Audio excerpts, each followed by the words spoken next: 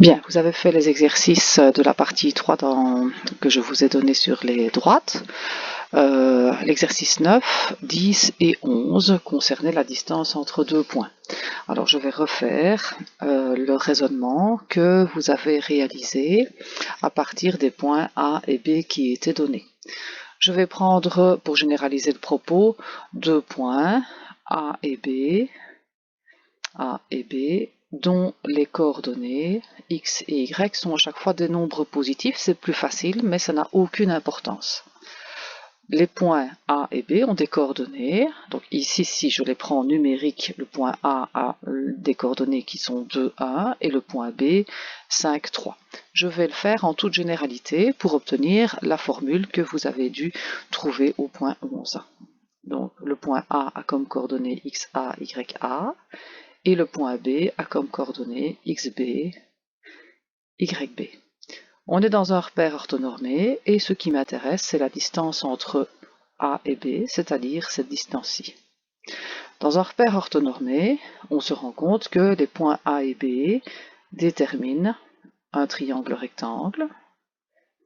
Et donc je peux identifier le point C comme étant le troisième côté du triangle.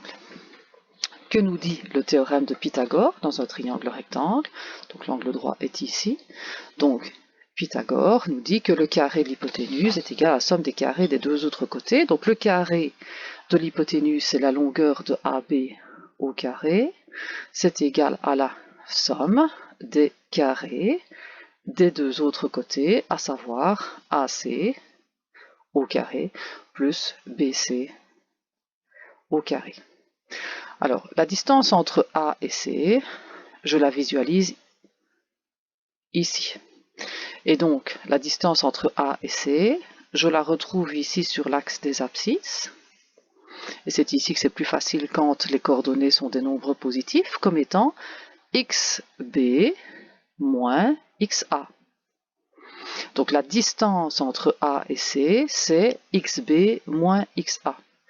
Et la distance entre B et C, donc c'est-à-dire cette distance-ci, je la retrouve sur l'axe des Y ici, et c'est YB moins Y de A.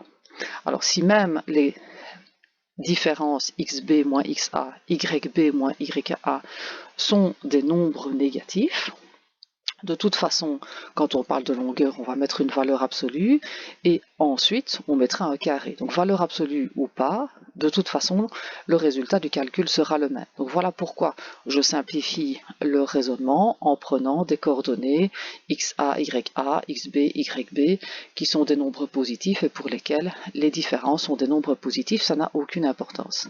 Puisque de toute façon, ensuite on va mettre au carré.